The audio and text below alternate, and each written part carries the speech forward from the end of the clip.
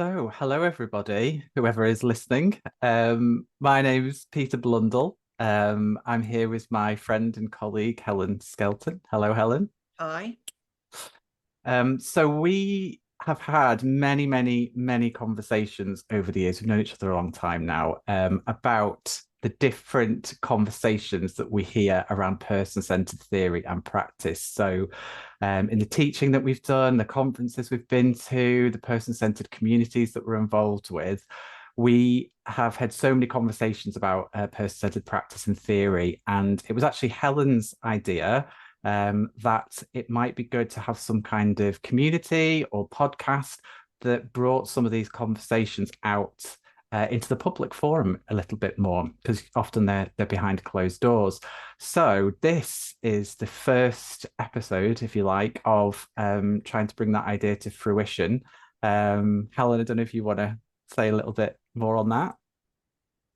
Yeah, I think we both felt that we were part of together and in wider communities, conversations with person-centered practitioners who spoke about their work with so much love and so much passion and so much heart, and saw so much effect, so much transformational effect in their clients' lives. Their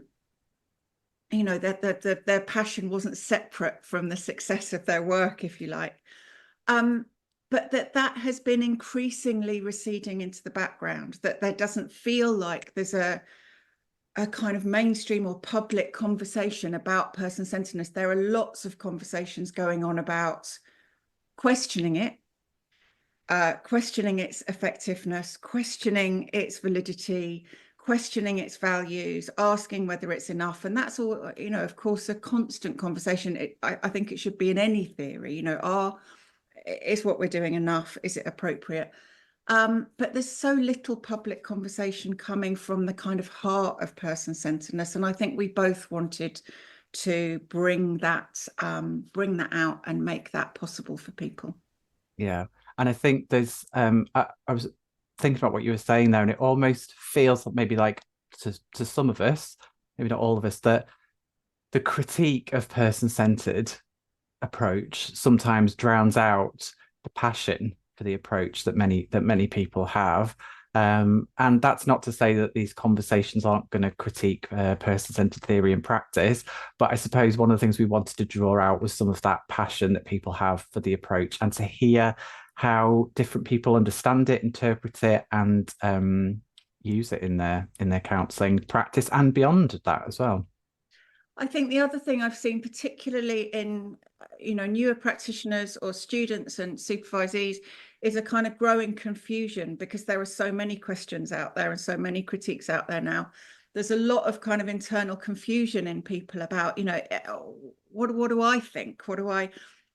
And there's comparatively little offering that's not in books. There's some, wonderful written work, but there's comparatively little conversation out there coming from the other side to really help people find balance and work their own way through it and unconfuse themselves. So I'm hoping we can redress that balance and allow people to really think about, a much bigger picture and find themselves within that. I think that's important. And I mean, I'm an academic, so I love all the theoretical stuff. And I know you do too, reading all the different papers and articles that come out. But not everybody is comfortable reading the theoretical stuff, and some stuff is not accessible to people in terms of affordability of textbooks, and some articles are behind paywalls and things like that. So I think part of this process, what we hope to do is break down theory in a very personable way, so that we can have conversations about a book chapter or a piece of theory that we know about, and actually talk about what does that actually look like in practice. Yes, absolutely. I think that's where people like online events are so important, because I think much counselling and psychotherapy theory is inaccessible to people. The books are incredibly expensive. Libraries aren't necessarily very well stocked, and we're learning more online, so people aren't even close to libraries. So we really need to make these concepts, these ideas, and what for me are transformational observations on life available to people in a much more accessible way. Yeah, I was thinking about I work in a university, so have quite a lot of access to the textbooks and the journal articles. But even then, there's limitations in terms of what I can get access to. And I'm thinking about all the people who are learning in colleges or small institutions or little community groups that really, you know, maybe have got Roger's original book or whatever, but maybe don't have a lot beyond that. So yeah, so I think trying to bring that out in these conversations would be really good, and also highlight resources that people might not have even heard of, you know, that have been useful for our practice. Yes, definitely. Definitely. I think too, it's things like, you know, working in a university, you'll have access to journal articles through the online libraries. And of course, the minute people finish training, some training institutions don't have access to those journals anyway. I've recently finished teaching, and suddenly, you know, the access that I have to things is significantly reduced unless I pay for it. And I really feel that compromise for people. Yeah. And I suppose having these conversations is hopefully a resource people can have that's open access that they can listen to whenever they want. One of the things that, oh, Also go just on. say that I hear a lot of people saying that the theory is really dense. You know, I think all psychological theories are dense because they're about humans, and we're really complicated people and living really complicated processes. So in a way, it can't be anything but dense. Mm.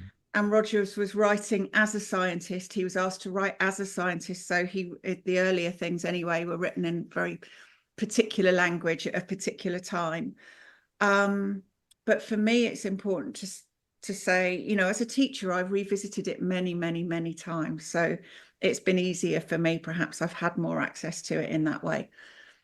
But there is such personhood in it, and it speaks of such real things to me. And I think that doesn't necessarily come across when you're doing reading for the first time for an essay, and you've got all that stress and panic and pressure on you to get this right. It's like there's no space for you to think, what does this mean to me? What is it? What is the living process that is being described here? And that's what I love about it. And that's what I hope out of our conversations we can, you know, really bring the theory to life, that this is an observation and description of living process. I love that, and I really hope we can do it justice in some way. And I totally understand. I remember when I getting first introduced to Carl Rogers' theory and finding it the language quite clinical and quite hard to get my head around, and it didn't marry up with how I was seeing it lived in the learning space, you know, and how different that was. And I think yeah, there's maybe definitely a need there to kind of make a connection between those two things, the theoretical stuff and then how it's lived, I suppose. Yeah. Yeah. Um, so I think how we're going to do this is we're going to talk in a moment about how our own training and kind of what brought us into the person-centered approach in the first place. But just before we do that, I just wanted to talk a little bit about how we see this kind of podcast and community developing over time.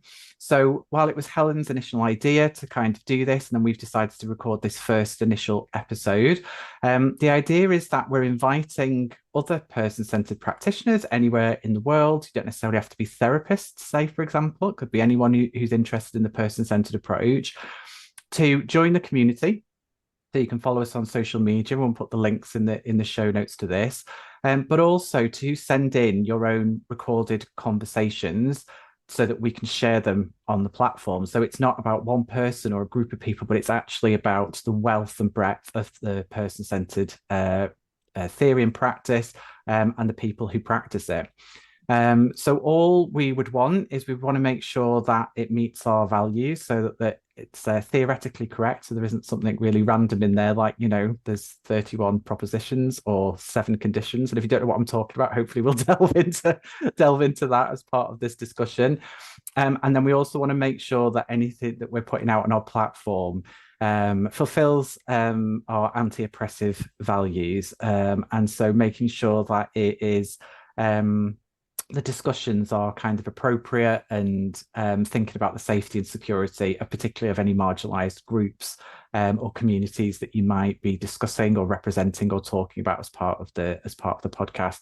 But generally, apart from those things, we'll review it obviously, and then hopefully be able to get more discussions out there. So if you want to know about that, we will put an email address in the show notes, and you can email us to find out a little bit more about how you could go about doing that.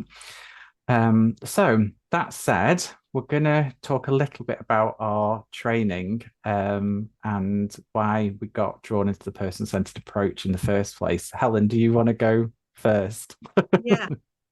Yeah, I want to go back to way before my training, I think, if that's all right, just to start, because it feels like a really important journey to my training. I worked, my first kind of proper job, if you like, was working as an editor for a publishing company that specialised in therapeutic and social work and those kind of helping professions, professional books.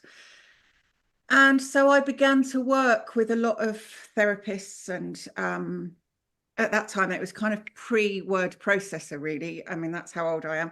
But people would send in typed manuscripts, and I would work to help them make it into a book. Academic writing wasn't so kind of generally accessible to people then either. So I got really immersed in conversations with the writers and their concepts. I'd already come from a background, I was a massive reader as a child. So really kind of internal human processes were the thing that I was interested in from being really little. I would never have said that then, obviously, but that was my fascination. And that was the first point at which I thought about training to be a therapist, was probably when I was about 25, and I was just increasingly fascinated by this world that I was looking at. And I was in London at the time, and I did a couple of night classes, and I knew about the Tavistock. I worked with people at the Tavistock, and it was all really fascinating, but I kind of kept putting off the training, and I kept thinking, I can't afford it, or now's not the right time, and something was kind of not happening to help me begin it. And then I ended up moving out of London. I had children, life took over. You know, I became a kind of busy publisher and mum and all of those things.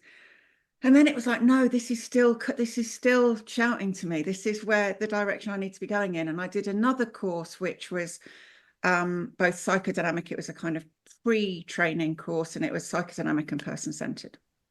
And that was kind of a gift, and it lent away, the course itself lent away from person-centered, but it was kind of teaching it because it felt it had to. I had the feeling. The trainer certainly was not person-centered led.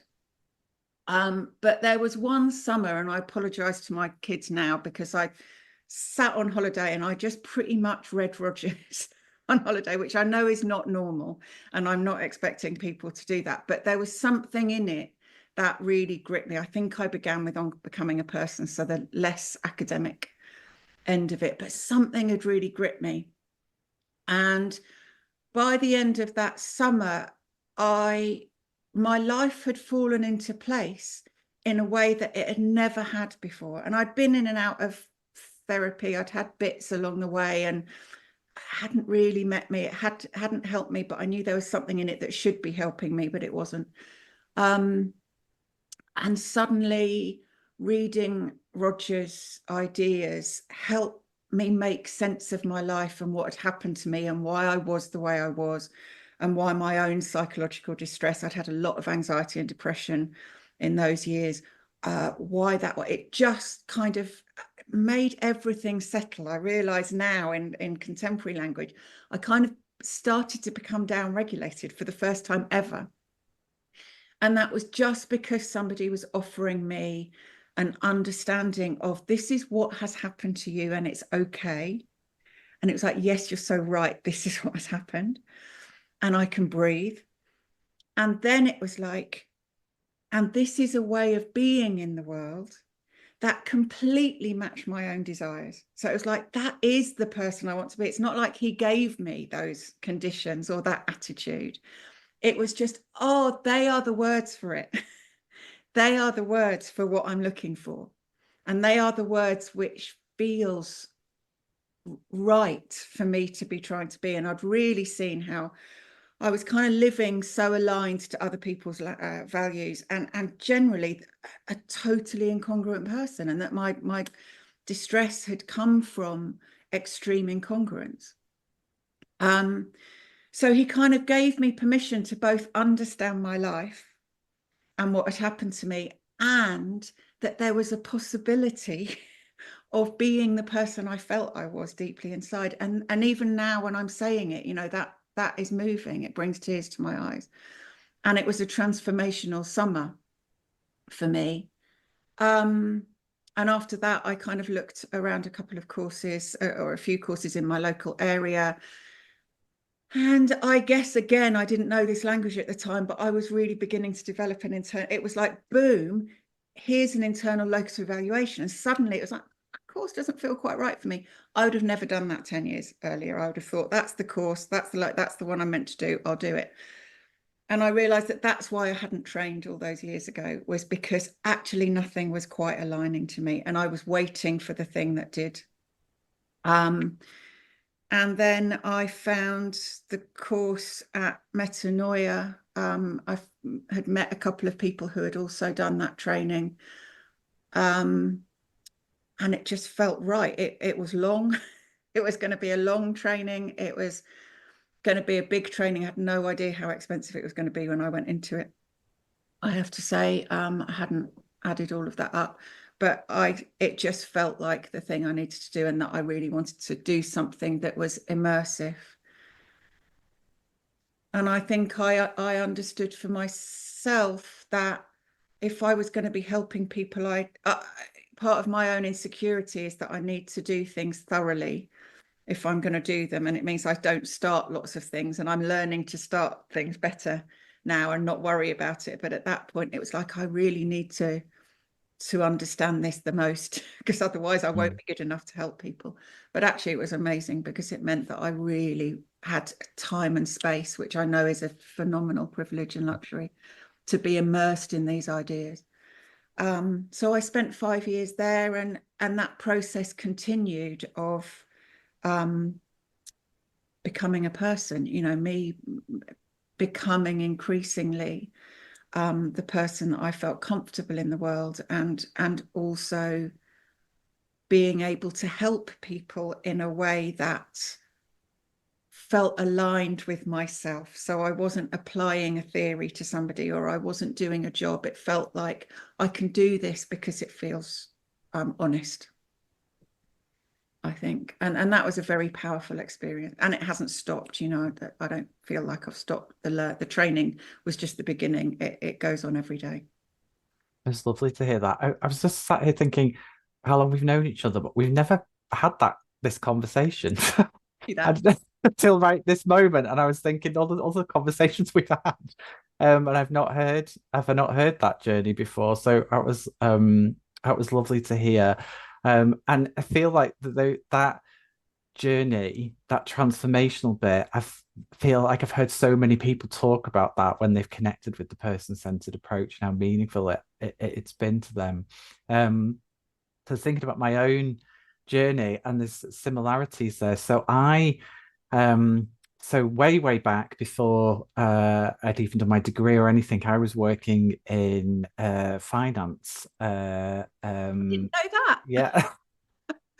Loans and mortgages and things like that. And did not enjoy that at all. Loved the people I worked with, but really did not enjoy that at all. And I was living up in Scotland. I was in a relationship, and I'd moved there because of that reason. And then I'd kind of just needed to find a job when I was there, and kind of fell into it.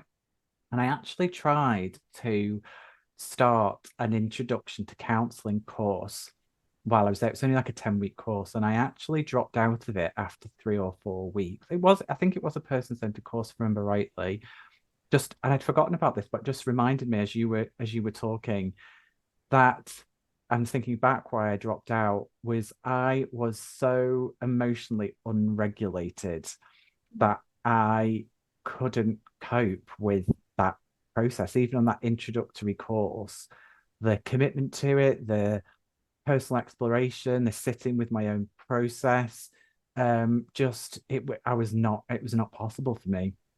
Um, and so I mean, I dropped out. It was only a short course, and it's strange because at the time I'm almost sort of, this is not for me.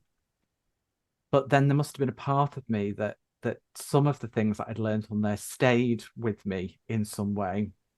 And so I didn't go to university until I was 26. So I left Scotland. I broke up with the person I was in a relationship with, and I went to university at 26 to do psychology.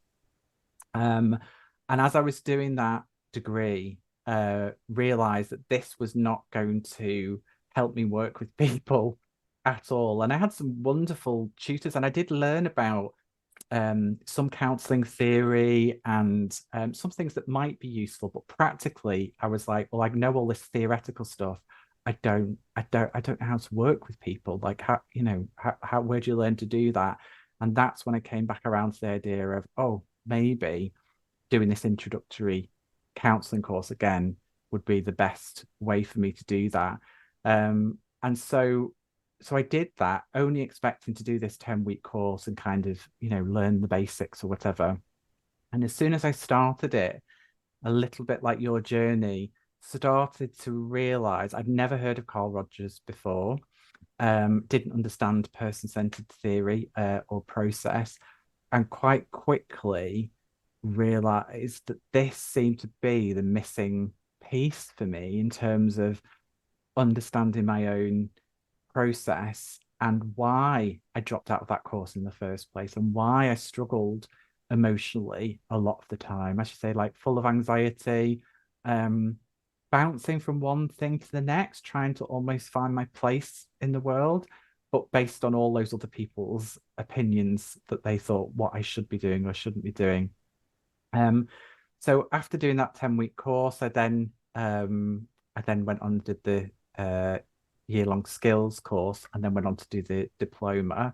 So mine was all at level 2, 3, and then level 4. So it wasn't a kind of the full-on degree or master's level. Um, but I would say I'm just thinking back to the whole, that would be like 3.5, 4 years of training. For me, that was a really, really, really painful process. That self introspection, whilst also doing it in a group process, I found really, really painful, and quite difficult. And there was lots of reasons for that. There was different ways it was facilitated. There was maybe just sometimes the size of the group, and just my understanding of myself. It was really, really difficult. And so I've always had this, particularly in groups, almost like this love-hate relationship where moments of connection and community and transformation for me, but then also really painful processes, which continues this day now. I can have both in a group setting in a very short space of time. Um, and it wasn't, I fell in love with the person-centered approach, but I don't think it was till a couple of years after I'd completed my training that I actually realized how much I'd learned as part of the process. And it took a long time for it to sink in for me. And for it to, yeah, I suppose that for incongruence within me to kind of shift and settle a little bit. And it took me a long time for that process to kind of embed, I suppose. And so now I still see myself on a learning journey around a person-centered approach. I teach it, like my students might hear that, I'd be surprised to hear that. I'm like, on teach on a master's program, and seeing people go through their own transformational journey is a privilege, both as seeing clients and also students.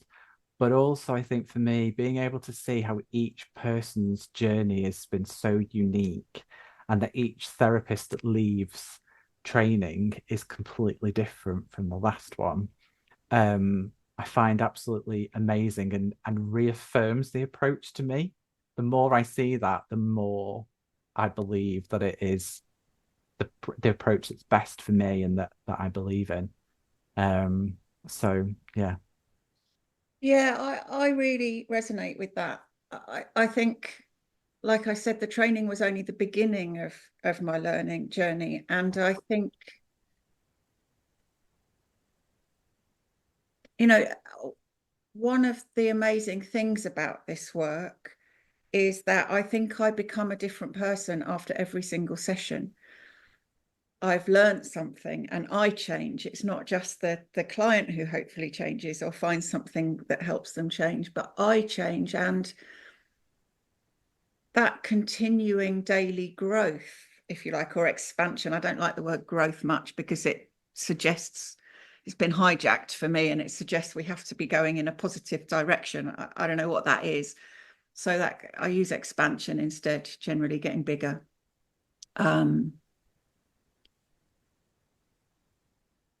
I kind of can't quite separate that from the training journey. It doesn't feel like it's ever stopped or ever will. And that's, part of the beauty of it. And the humility of it. I'm never done. I'm always a student in this. And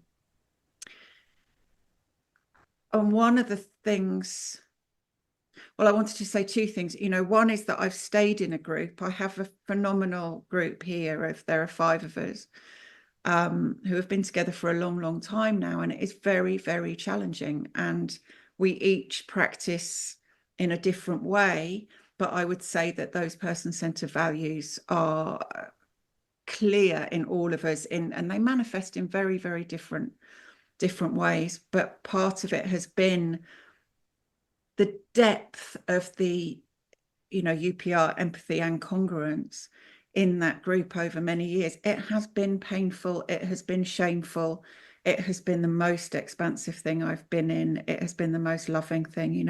It's really been a very powerful experience. And that kind of group setting of person-centered offerings, I think, is a really has been.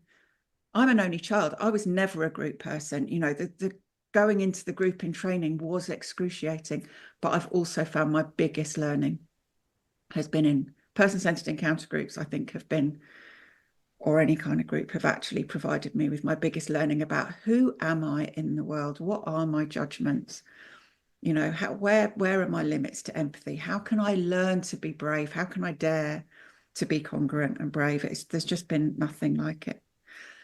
And the other thing I just wanted to speak to was you began to suggest a kind of spaciousness, I think, in the approach. And that's one of the things that I haven't really found in many parts of my life. What I loved about personality theory, for example, if we just sort of bring theory and practice, or theory and living together, is it kind of goes just far enough for me. And it stops at the point of typologizing or categorizing or pathologizing. And there feels something very, very deliberate and generous in that. It's like these are, and of course it all came out of observation. It was research based. So this wasn't a theory that then can we see it happening. It was like, this is what I have seen in all these recordings. Like these are the general experiences that we go through as we develop that cause distress and incongruence. And I haven't yet met anybody that doesn't fit into in some way. And then it's like, and what is the space for us to understand ourselves really, like you say, uniquely? Really, and I don't mean individually. I don't think it's an individualist theory at all, and perhaps we'll come on to that. But really have the heart to appreciate the wonder of each individual person's version after that. And I think for me, I've spoken about this on another podcast actually. There was a revelation around separating out different people's processes and seeing them as distinct, and how I can influence somebody else's process and impact it, but it's still not mine. Yes. And it seems like such a, even when I talk about it now, it seems like such a basic thing, but it's still something I have to remind myself about constantly in terms of how I am in the world and what is going on for me. It's not necessarily what's going on for everybody else, and being able to understand that and explore that, and um yeah, and that idea of expansiveness for me is, well, it's an expansiveness out with connection with the world, but for me it's also an expansiveness inside as well, as I explore the depth of myself. um and yeah, that's amazing, because as part of developing as a therapist, it is about your client, but obviously you need to also be congruent within yourself and within the relationship to give the best for your client. So I need to do that self-exploration as well. Somebody once said to me, I think I was probably in my first year of training, and I went to somebody who's now a very, very dear friend, but then was a kind of revered elder that I was slightly frightened of, I think. I remember having a conversation with her and I said, okay, I think I get empathy and UPR, which I kind of did in my way, but that has also expanded massively. But I just don't get congruence. When did you get congruence? And she said to me, tomorrow. And I absolutely loved that. And I remember it so clearly, because it's like, yeah, I mean, actually, I think my understanding of empathy and UPR changes by the day, it deepens by the day. And I don't think that will ever change either. But really, that understanding that congruence is always something I'm kind of growing towards, or becoming, and that's a never-ending process. It's such a generous thing, I think.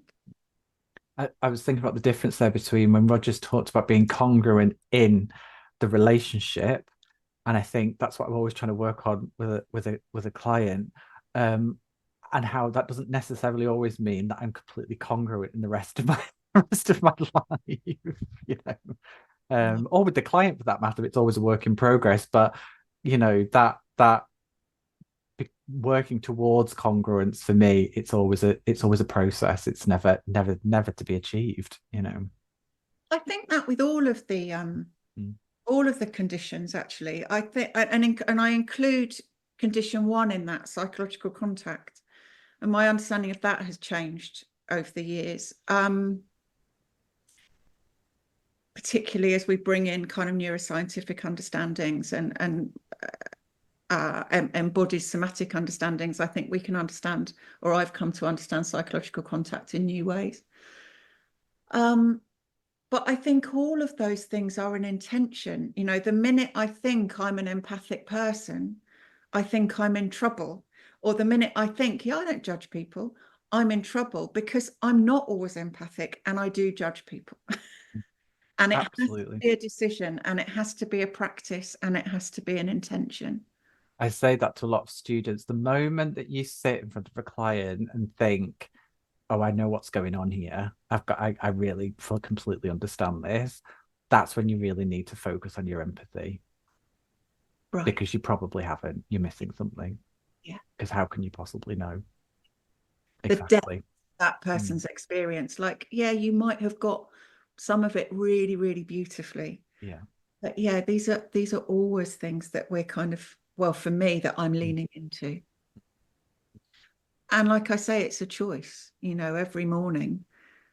The older I get, the more I understand how important practice is to me, that having daily practice, that life is a practice, that it's a choice, how I choose to engage. And I think it's a daily choice. Like, am I going to try and be empathic? Am I going to notice where I'm judging this person and try to move away from that? Maybe we'll come later, but I've really begun to think of UPR as taking people seriously in an incredibly deep way, rather than non-judgment recently, which has helped me. And am I going to try and be as congruent as I can be today? I love that, taking people seriously. I think I'm just thinking about that, and I'm thinking about how many clients, and I'll include myself as a client, have gone into therapy and worried, are you going to believe me? Are you going to take me seriously? Is what I've got to bring enough for therapy? you know. And so that idea of, yeah, taking someone seriously when they're sat in front of you and what they're bringing, well, many people won't have had that before. For me, it's part of like judgment is part of that, but the point of not judging somebody, yeah, the amount of clients I've had who don't, it's not even that they don't think they're going to be believed. It's going to be, yeah, I believe you, but your thinking's wrong. Mm. Mm. Mm. Or if you just, and it's actually, can I really take your experience seriously? Mm. I think I learned that working in universities, actually, with as a therapist in universities, and just that moment of being taken seriously was really transformational for young people. Often they came in with, some of them with little baggage, some of them with tremendous baggage already in their young lives, but with little baggage comparative to having families and children and mortgages. And there was a point at which it's like, you're not a teacher or a parent. You're not telling me I should be doing it like this instead. Like you're actually taking what I think seriously. And just that moment was transformational. It was like, okay, I can go and be there. I can take myself seriously out there in the world. Really. Um, um, there was a psychodynamic therapist on social media who had said something along the lines of, I'm going to misquote here, but it was along the lines of most clients arrive and aren't don't most clients arrive and aren't serious about change. They don't ultimately want to change, and that's the battle. And Mm. I remember reading that quote and thinking, I think I agree. Most clients don't want to change, but I don't see that as the battle. With the person-centered approach for me is that idea that you're okay as you are, and that I'm creating a space for you to explore that. And I have found more clients do change by offering that space and that approach or those conditions or those attitudes. And but I have no investment in terms of whether they do change or not. Does that make sense? Yeah, absolutely makes sense. And I was thinking, for some people, it might be, no, I can be more of my, and actually Mm, that's the change, if you mm, like. It's yeah. like I can be more of myself rather than having to be different. Mm, I can trust myself, and what a gift that is. And there is change in that, if you like, in the shift to trusting. mm, But yeah, I have no investment in what the direction is. yeah. And I'm interested in the don't want to change because when we think about how neuroscience has informed therapy and how important it is, particularly to understand, our nervous system and threat, which is everywhere. The understanding of that is everywhere. And I think it's so important, that fight, flight, freeze, fawn response. It's so powerful to understand our processes. And Rogers said, almost preempting for me what came, the scientific understanding that came later, how can I not be a threat to this person? And he kind of understood that threat reduces the capacity to change, whether that is having the confidence to stay the same or having the confidence to be different. He really understood that threat is what gets in the way. And for me, what isn't spoken about enough is that change is absolutely terrifying. And it's not that people don't want to change, it's that it's terrifying to change. Our whole systems of life are based on us being the same, and if one part of the puzzle changes, the other parts have to, and people don't want to when it's not their process. So they resist and it becomes more frightening and more shaming. So I think there's a I don't know who that person was. I'm not sort of picking holes in that, but for me, a sort of more humane way into that is, for most people, change is really frightening. And how can we just allow space for that to be and see what happens? And that's to see what happens for me is really important because it could go anywhere. And the more, this is a bit similar to what I was saying before, but the more I become certain in what I think the client should be doing, the less safe space I'm creating for that client. Yeah. Trust is trust is so important for me in my work. And that's again where I wouldn't say I incorporate loads of different theories into my work. In practice, I don't think it looks like that, but I'm a kind of collector of ideas. I've always been that. So I love ideas that come from all sorts of things, and they inform who I am. And, you know, I certainly don't feel like a rigid or limited person. But nothing yet has kind of brought the foundations for me. They're all little additions that help me understand the world or relationships or myself. But nothing has provided the foundations yet for me in the way that person-centeredness does. And one of those is my belief in the actualizing tendency. And I want to say really clearly that one of the things that gets mistaken so often is the understanding that that's some kind of moral thing, or that that's something towards positive growth. The actualizing tendency is just like a plant. We just keep growing. And the formative tendency, we just keep going and getting more complex. Like that is all it is an observation that we are constantly changing and becoming more complex. There's nothing about enhancement or positive growth or anything, you know, in that for me. But the thing that it gives me, my trust and my faith in the actualizing tendency, is my capacity to trust other people.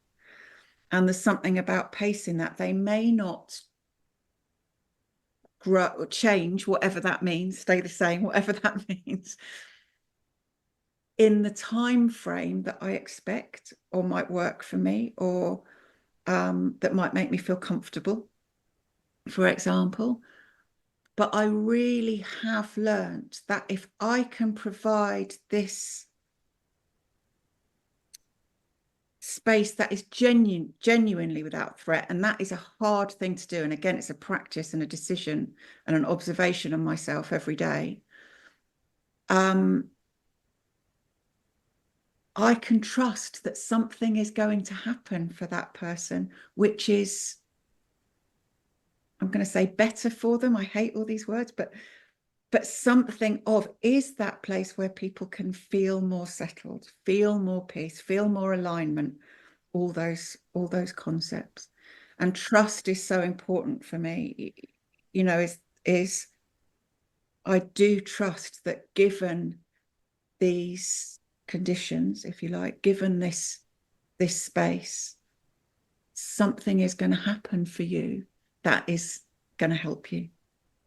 And that for me, as you were talking, is where I have an issue or a difficulty with the idea of goals in therapy, in terms of when I'm working with somebody, yeah, probably most people will come with some kind of goal that they want to work towards. But for me, the amount of times I've seen as part of the process that isn't actually what is worked towards in the end.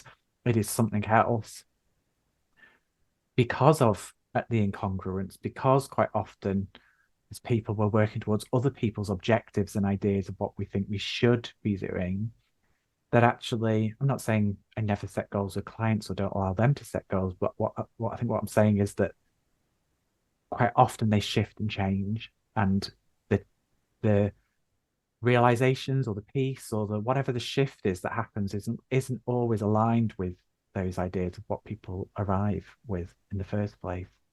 I might be making a massive generalization, but I actually can't think of one client or myself where the initial goal is where the trajectory has gone. You know, there's always, when that space around it opens up, oh, there's something else. And that goal is just a kind of symbol or a magnet, if you like, to draw us in a particular direction. But it's rarely it. It always seems to transform into something more internal, something more personal, something more frightening and potentially shameful. something much more delicate and precious, actually, than what is kind of cited at the beginning as the goal. It's now reminding me of the challenges that some of us as person-centered therapists have working in other organizations. And I remember, actually, I've seen this in multiple organizations, actually, so not just ones I've worked in, but like, say, in organizations like a grief counselling setting, say, for example, and the policy of the agency is, well, once the client's worked through their grief, then you need to stop working with them. You need to stop working with them then, because it's no longer about what the service provide.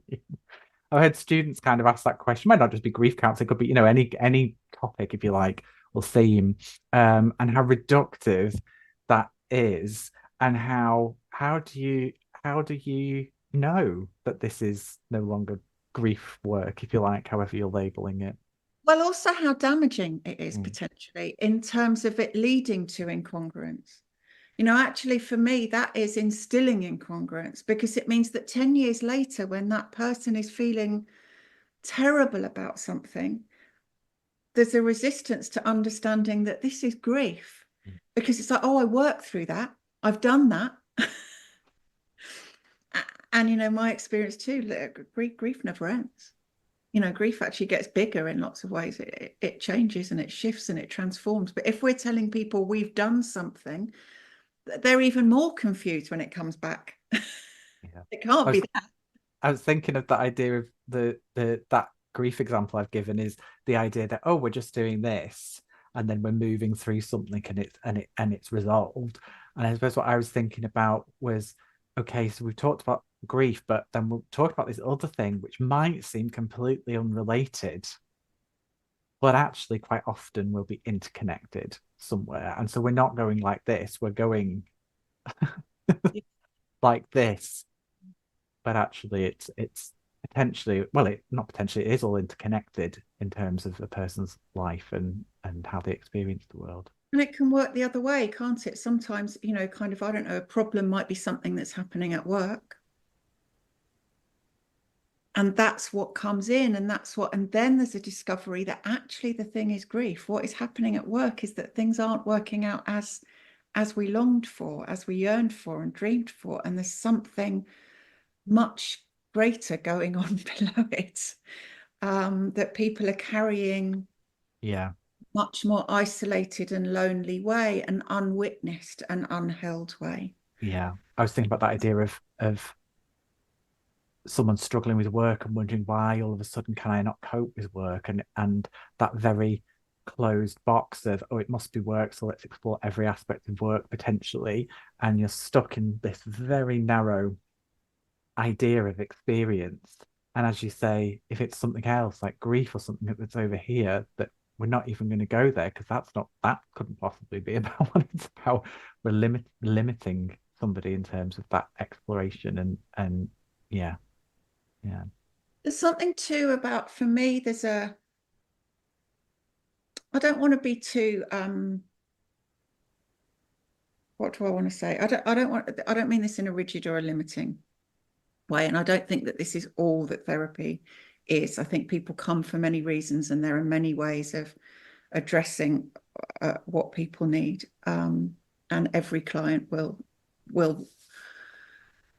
I guess we'll come on to that. You know, one of the misconceptions about person-centeredness being rigid, and for me, it's the most creative approach, but perhaps we can come on to that later. I never work the same with anybody in the same way.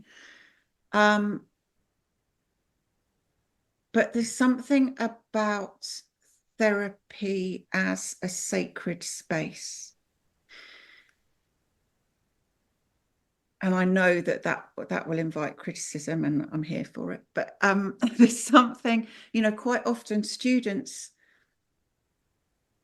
you know, beginning, and I understand the question is, you know, but if you know something, why wouldn't you tell them? Like, if you've got some advice, why wouldn't you say it? Isn't it, you know, unethical to withhold it or something? Oh, that's a really complicated thing. And my answer is generally it depends in lots of ways, because I do think withholding of information is an act of power. So I think we have to be careful. But there's something about looking at the person in the wider context of their life. And you can be sure that the mum or the friend or the boss or the aunt or the dad or whoever it is, their lives are filled, for most people. Some people, of course, live more isolated, lonely lives, and but many people, Instagram, TV documentaries, whatever it is, are bombarded with advice. And most of the advice is probably good and comes from people who love you and comes from people who want the best for you. But what there is so rarely in the world, particularly in the world of social media and internet, where we're just bombarded with things all the time, is space. And space to kind of sift through all that and go, what really relates to me?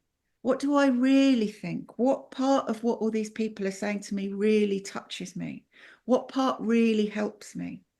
So I don't want my voice on the whole to add to the cacophony that's already out there. And there's something about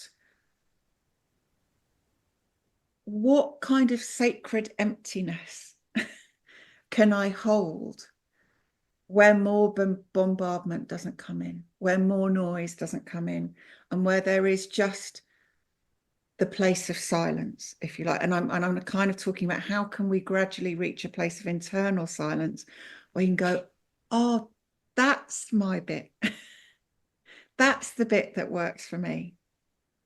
That's And the bit where I'm not trying to please him or do it for her. This is where I feel peace. And I think there is something about really remembering that sometimes, I'm not going to say that it's rigid and that's what therapy always must look like, but sometimes that sacred space is the thing that we can offer that the world just doesn't offer. And that is a gift. and one of the things I was thinking about when you talked about I was that sieve idea is if you become the sieve for the client, then that they're not trusting their own internal locus of evaluation. It's now, oh, the therapist is the expert. They're sifting through all this information and they'll tell me what's the right thing to do. And as you say, it's more nuanced than that because there may be times when you might answer a question or or even give advice potentially, depending on what it might be. But generally, there's a risk with that if you do that. Mm. Mm. Yeah, and that's part of our own, going back to being congruent therapists. Mm. I think that's part of the art of therapy is making those clinical decisions and those assessments on a moment by moment basis. Like I've got, and it's complicated, isn't it? I'm listening to this person and I'm thinking, is this going to be useful? What is the further impact? You've done grief, just to use that as a kind of clunky example, but what is the wider impact of this thing that I want to offer going to be? Is it worth it? Yeah. Is it worth the risk? Is it worth the risk? And sometimes it is, and sometimes it's not. And sometimes we don't know the answer to that until after we've done it. Yeah. Um, so I think we've got about half an hour more time that we'd scheduled, and we said we thought this would stimulate quite lots of discussion between us and potentially other people out there who might be listening to it as well. But we thought we would chat a little bit about some of the common misconceptions around what it means to be person-centered.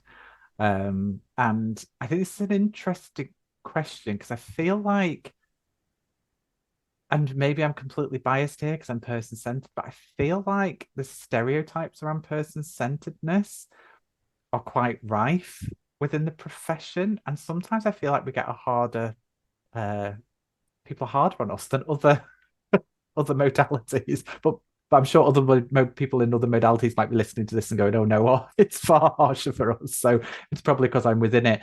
But we thought we'd kind of talk about some of those and yeah, see what they are and how we feel about them. Did you have any particular ones that came to Yeah. mind?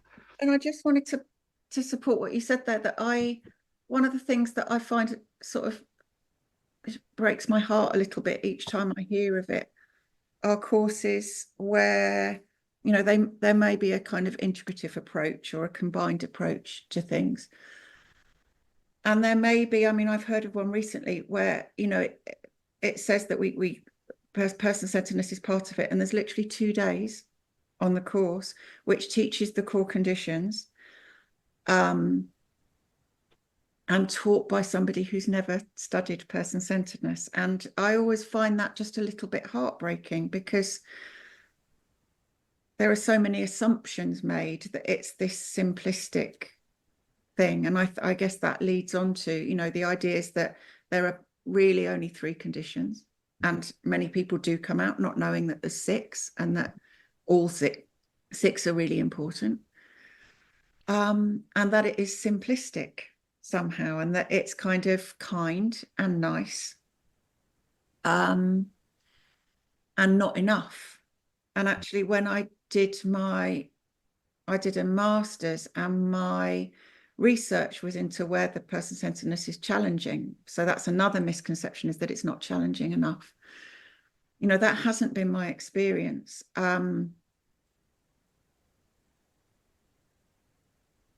Which way am I going to go here? I think there is a way that person-centered practice can be passive and unchallenging. I don't really call that person-centered practice. And I think that lots of more contemporary developments, shall I say, have come on the back of that kind of practice. And actually, for me, the development is how can we turn that into person-centered practice, rather than being something passive and superficial, if you like. Superficial doesn't sound like a great word, but you know what I mean, kind of surface level, non-intentional work.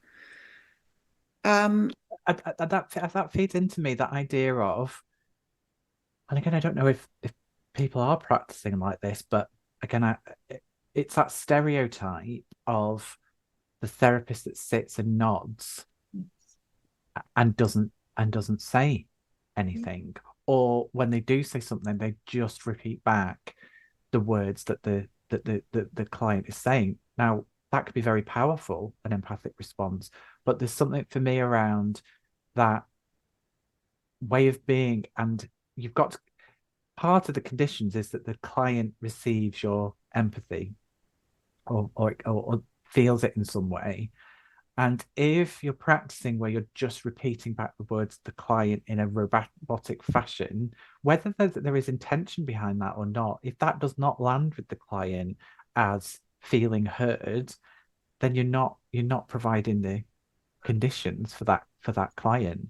So that for me is that there's a stereotype out there, and maybe some people are practicing in that way, but if they are, then the conditions aren't being met. And where is the assessment in that as well? You know, there's something about the importance of ongoing assessment. It's like, how can I tell from the client's responses, how can I tell that they're receiving my empathy, that they're receiving my non-judgment, and that's an ongoing part of the practice for me. And one of the things that I feel very passionate about is that each of those conditions provides deep challenge. You know, it provided me anyway with the deepest challenge I've had, both to offer them actually and to receive them. I think genuinely being in psychological contact with somebody is very, very difficult. I think it's frightening. You know, it's like the looking eye to eye, not that necessarily means it, but actually daring. Are our hearts speaking? Are we listening to respond, or are we really deeply listening and taking in what this other person is saying?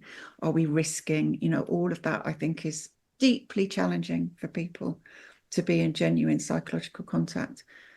Can we genuinely offer empathy to another? Like you were saying, can we really see what is mine and what is theirs, and keep mine out of it? And to receive empathy is extremely challenging, because it's not necessarily about kindness.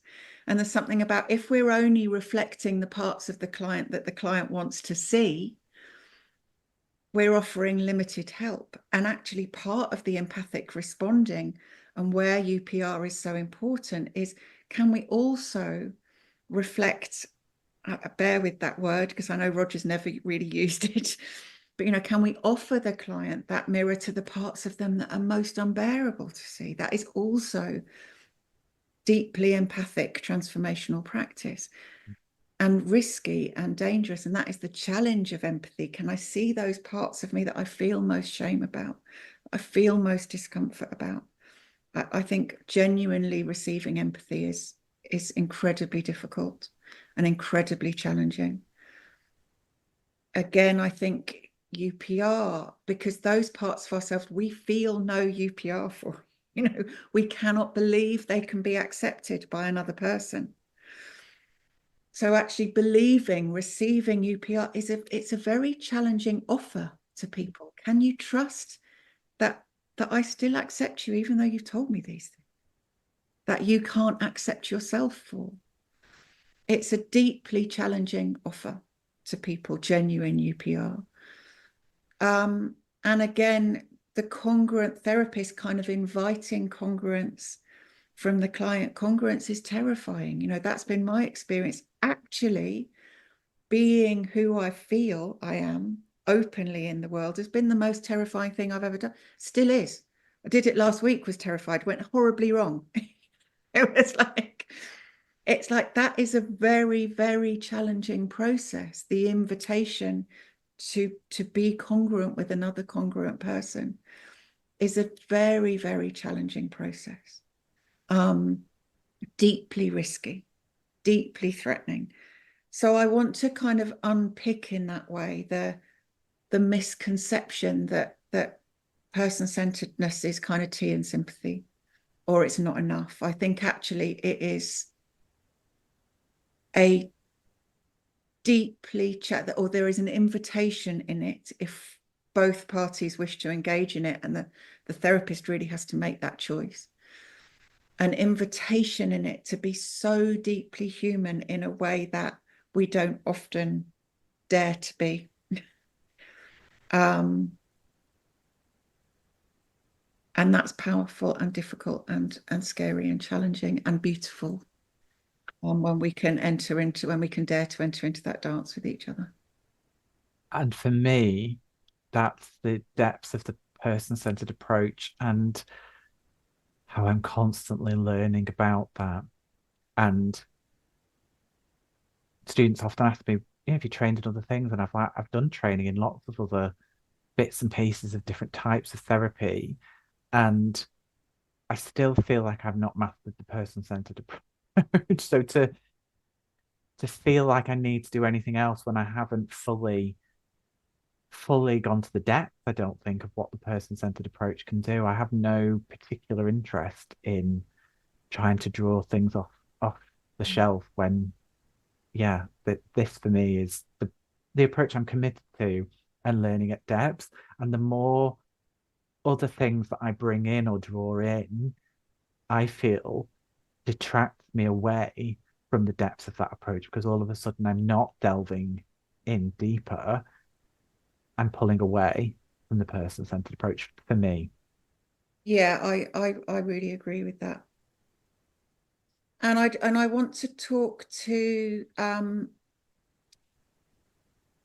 you know, I think it's very difficult to articulate, and I think I get what you're saying, and I think I feel what you're saying. And I think it can be hard to articulate, and that leads to another misconception, which is the person-centered practitioner is just doing one thing and they have an agenda. You know, we are just offering one thing, and that it is led by the person-centered practitioner. And there's something for me about, you know, I use the analogy of dance quite often. Each client I will do a different dance with, and it is very, very responsive. You know, if I'm just standing on one side of the dance floor doing my thing and they need me on the other side, this is not going to work.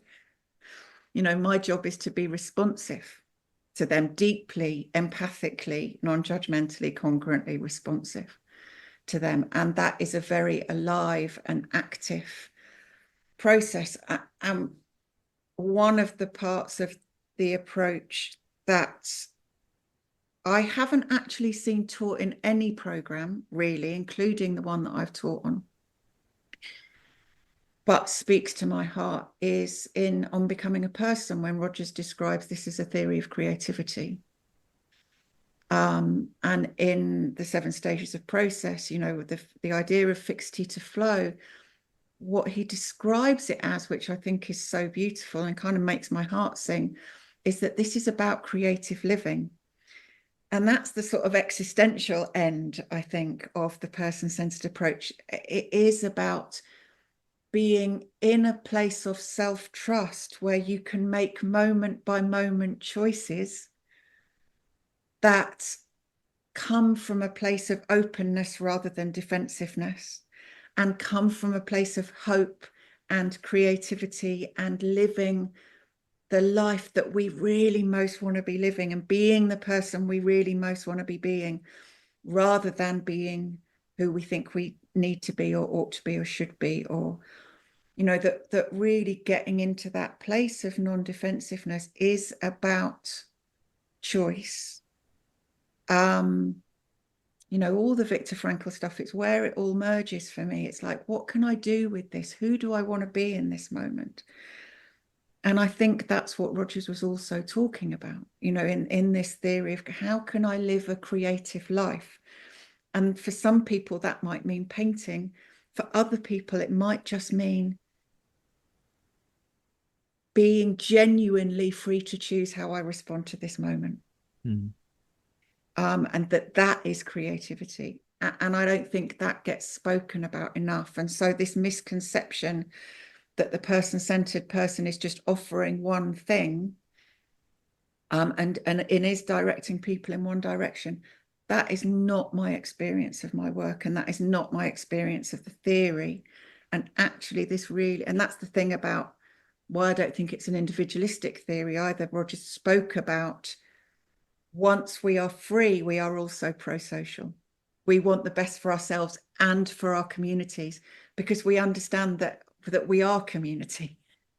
We can't have the best for ourselves if it's not also the best for our community. And that is also, for me, absolutely in Roger's own words. And that we learn to dance with each other in a responsive, beautiful, creative way. It's making me think about non-directivity, and for me it's always that what feels like a paradox, by not doing something, by providing an attitude and the conditions that change happens, but not necessarily in the way that you would expect. And that idea of actually to have that space to understand who you are actually enables you to be somebody different if you want, if you wish. Yes. You know, and so that idea of creativity for me is tapping into whatever it is that you want to do, or however it is that you want to express yourself, that is guided by you and not necessarily guided by any other person, organization, or system.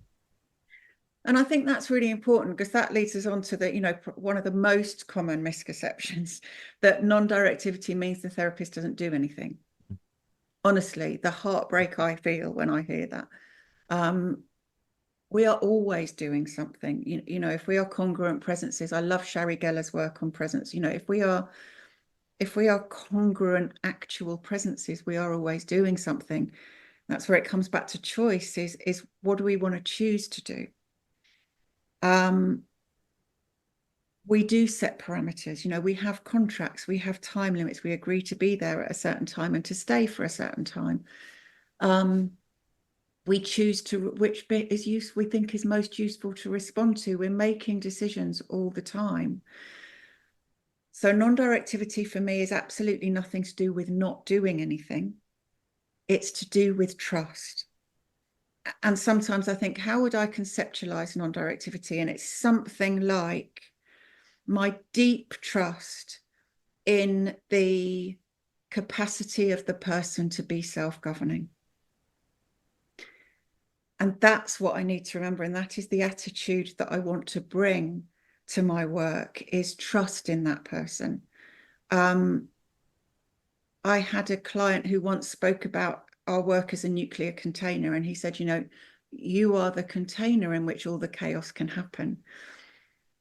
And there is something about, I really have to pay attention to what I'm doing. So I'm not doing nothing. I am making sure that container is leak proof. I am making sure that that container is safe. I'm making sure that I respond in a way that I understand is most helpful to this person. And that will be different from the client I had before. But I am not getting in the way of their capacity to be self-governing. I'm not getting in the way of a generosity and a love and a trust in that person, and they're right to be self-governing too. Which leads me to the idea of person-centered therapists are not allowed to ask questions, which is well, I actually know some people do teach person-centered therapy, a theory like that, you know, is that a question should not be asked. And for me, I do ask questions, and for me, it's about that, about the conditions, and is this coming from a place of empathy, of really trying to understand what it is the client is trying to talk about and share as part of their process, not necessarily just because I'm interested in, oh, what about this, say, for example. Yes, absolutely. I really like Barbara Brodley provides some kind of a kind of guidance on, you know, when, I think she speaks when to speak from a therapist frame of reference, and I rarely find anything different than she said. I really like that paper. We can put a link to that in this show notes Yeah, for people. it's Yeah. very short, I think, and it's Mm. very instructive. But one of the biggest things, and I'm a question asker for sure, and again, moment by moment assessment of that. But for me, it is about empathy. You know, there is something, if I assume I understand, there may be arrogance in that, you know, there may be a lack of humility in that. And there is something, particularly as our understanding has grown, particularly issues of identity, intersectionality, like we said at the beginning, you know, anti-oppressive practice, there is much I don't know, and there is much I don't understand. And I need to be aware of that and how that affects my empathy. And I really may need to know more, you know, and sometimes I might say, can you help me understand that a bit better? That phrases like that, I think I probably use quite a lot, because there is something about, you know, Margaret Warner's levels of empathy. Like, yeah, I might get a basic understanding. Can I really understand how that is for you? Can I really understand what it is like to be you in the world right now? And sometimes I need to ask more, because otherwise I'm assuming I know. And some of those questions for me link into unconditional positive regard, because they indicate, like, a client might be sitting there going, do you really care about me and my life and what's going on? And I think a question can indicate, yeah, I am curious, I am interested, I do want to, like you said, want to take you seriously, and explore this, you know. I think that goes back to to my kind of reconception of UPR as taking people seriously, which incorporates non-judgment but is much deeper than that. Mm. And I can picture clients now who, again, it's challenging. It's like, are you really interested? Mm. Like, are you really asking me? Like, no, nobody's ever been interested before, even on kind of, what does that word mean to you or something. Like, I want to make sure it's not my meaning I'm imposing on my understanding. I want to make sure it's yours. Like, the shock for people that somebody can be genuinely interested. And often there is work in that. I know there has been for me. Like, I don't know whether I believe you. You know, I don't know whether I can hold somebody being interested in me because it feels frightening. But for me, there is an invitation to locus of evaluation in that. And I don't mean that in a kind of mechanical way. Yeah. You know, to really touch somebody's soul. I mean it in that way. And it's a very beautiful offering to genuinely be interested in somebody rather than to make assumptions about what they're talking about. So yeah, I think questions are a powerful demonstration of an intention towards empathy and a taking somebody seriously. And a congruent awareness, it links with all of those conditions to me, a congruent awareness of what I don't know or of what I think I know, but might not be relevant. I feel like I should have asked this at the beginning, and now I'm coming to the end, and I'm thinking maybe I'll maybe we'll ask this question, but because it might be interesting. Actually, maybe it might be interesting doing it this way. People hear you describe your practice. How would you label your approach now? And is it important? Is it even important? In some ways, I don't think it's important, and in other ways, I almost think it's sort of politically important because I do feel like the person-centered approach is under attack in a way that I don't think is fair right now, and I don't think is deep, and I don't think is respectful of the depth in the approach and the beauty and the simplicity. You know, I think that those 6 conditions are ever visitable, and how they manifest in the world, it comes out in so many different ways. You know, the more I visit empathy, the more I visit UPR, the more complex, the more deep an offering they become, the more creative they become. But I rarely need, it's like they become bigger concepts to me rather than different concepts. So I would probably describe myself, if I had to, and I've had this discussion with Sheila Hoare a few times. I think my practice is probably different from Sheila's. I think it's different from yours. I imagine if we all watched each other. But I think I would describe myself as a classical person-centered therapist in a contemporary world. So I think what I mean by that is that my knowledge and understanding has expanded beyond the approach in terms of neuroscientific understanding, how these things inform me and who I am and how I understand human process, in a way that Rogers would have supported. You know, he was a researcher. He wanted new evidence. He was creative. He wanted, beware the iron chains of dogma, I think he said. So yeah, I think the 6 conditions and the theory of change that comes in the 7 stages of process, and that idea of moving from fixity to creativity, are the underpinning values of my work. You know, there are no others. I can keep coming back to them, and I can try other things, and they don't help me as much. They help me a bit, but actually they help me understand my empathic understanding or my empathic limitations, or they help me understand where I'm not, you know, again, my congruent limitations or my judgmental limitations.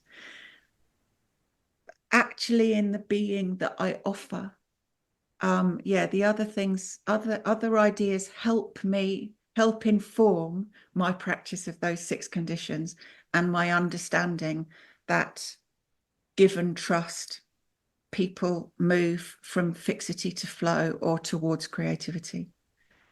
And in the end, I've never found any concepts that work better. Okay? So I guess in that way, I would call myself a classical person-centered therapist. But that again is not a rigid thing. It's a practice, and it gets wider, it gets deeper, it gets broader. Does that I, make sense? it does make sense, and I'd just be very interested to hear how people heard you describe your work and understanding of theory, and then how you label it. And I wondered what that journey might be like for people. Um, I would describe myself as a person-centered stroke experiential therapist.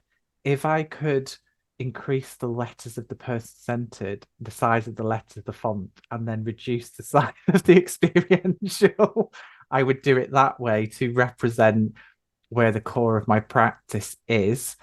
Um, it's interesting. Every time I hear that word classical, I have a reaction to it, um, because I feel like it has actually, this is maybe more an external locus of evaluation. It's not necessarily my feelings about it. I worry how other people interpret that idea of classical, actually. I completely concur with that. That's my fear in saying it, is that I think it Yeah. looks in people's heads. It makes my practice I fear that people will imagine my practice to be something different than it is. Absolutely. I imagine a rolling of eyes and people imagining you practicing therapy like it's the 40s. That's what that's With that my head on one side, nodding and being nice. exactly. And we have so much more that has come out since then in terms of research and practice that kind of the depth to it, and for me. So that's why I use person-centered stroke experiential, but I limit that experiential bit because it is a much rarer element of my practice. And actually, it is something that I draw upon for very specific things. And actually, when I think about that aspect of my practice, it is a little bit more, and I feel like I'm going to go against everything I've just talked about, but it's a little bit more around helping people with specific symptoms of something where Okay. they want them to be reduced. Like, let's just give an example. Phobias, say for example.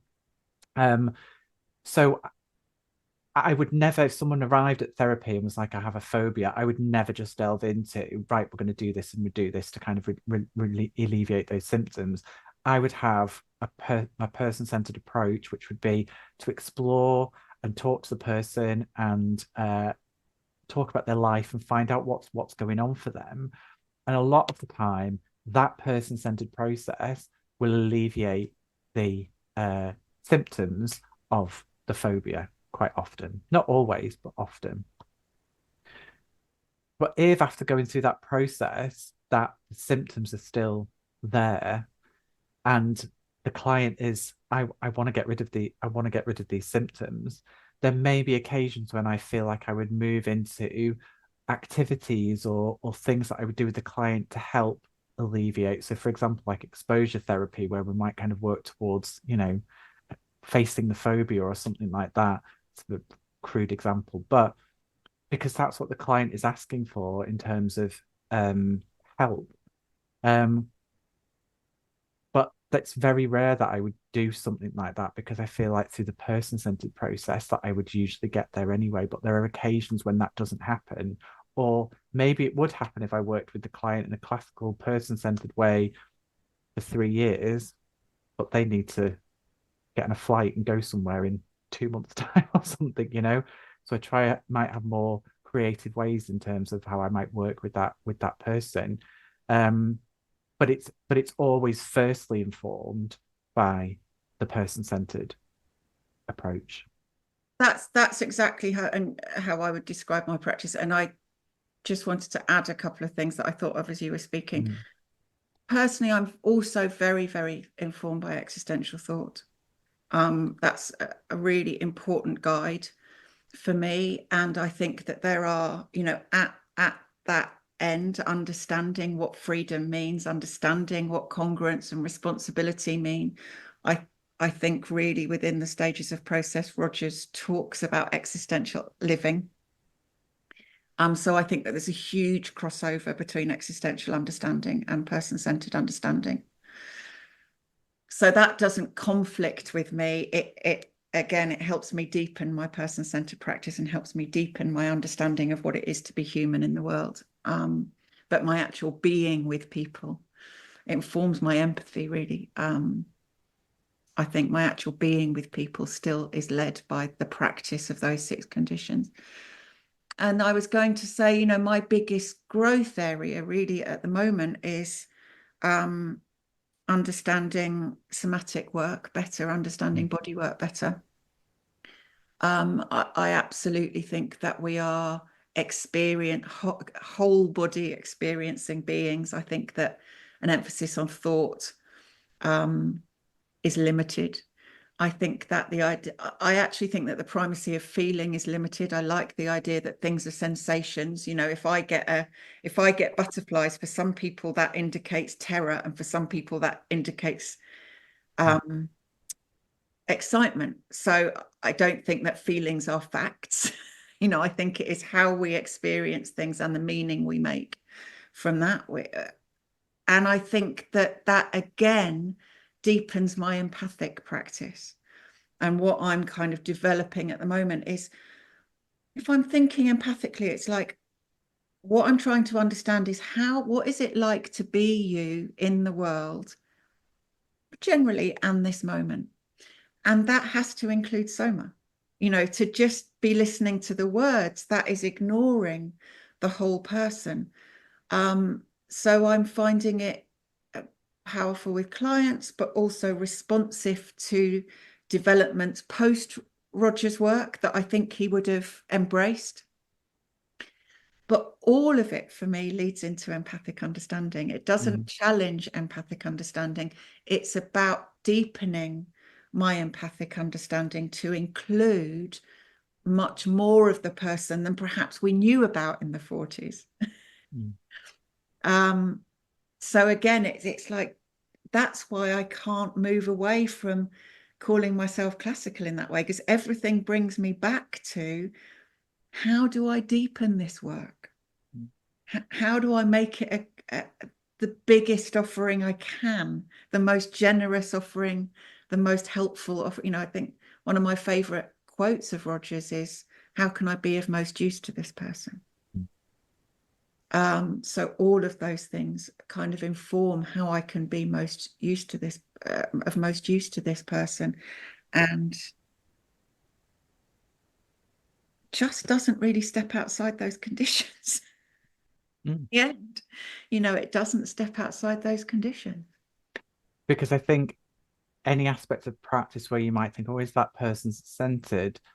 You can sit and reflect back, think about, but how does it or does it not meet those conditions that were set out at the beginning? I invite students, there's always that thing from every course, the person-centered police. And I know that is responded to in a lot of the critiques currently. And again, students or supervisees who come from court, and it's like, but that's not person-centered. And it's like, my question is it empathic? Or does it offer UPR? Is it congruent? Is it person-centered? It's a sad question for me. That's not the point. I am not trying to be person-centered, if you like. I am trying to be these things, which is a person-centeredness. But my question really is it empathic? Is it responsive? Does it take somebody seriously? Are you getting in their way? Is it congruent? Is it in contact with them? Or are you avoiding or separated, disconnected from them? Those are the questions. And there's 2 things that come up for me then. One, that's about the attitudes of the therapist. So seeing a transcript without hearing that client work and saying that's directive or that's not empathic or it's impossible, because it's bound within the attitude of the therapist and how something's said and where it's coming from and the relationship with the client that you've got. Deep sensing of a deep empathic sense. Yeah. Actually, it's okay with the knowledge and love and experience that I have within me. can I capture and understand what it is that you're experiencing right now, and come from that place. And everything has to have frameworks. There's very little that well, I can't really think of anything that doesn't have a frame. We have frameworks and rules and guidance, and we might break them in anything and experiment sometimes. But if I think, how am I helpful to somebody, and I don't have any core values about what I understand help to be and what I understand help to produce, I'm floundering. I'm in an enormous ocean with nothing to guide me, and I'm less likely to be helpful. So I think I do need an understanding that of what help looks like, and what kind of help does what. It's like I can't bake a cake without understanding that flour and butter is going to be involved somewhere. Do you know what I mean? So it's like I can't help people without an understanding of what that is. And that is, for me, that's kind of values and foundation and depth rather than rigidity and some kind of guide that we must not divert from. It's the thing to help help the work provide creativity, safety, particularly, and rigor in the best meaning of the word. Helen, we've been speaking for an hour and a half, and I feel like we could do the rest of the day on this. It feels like we've just summarized the past 5 years worth of conversations in this hour and a half.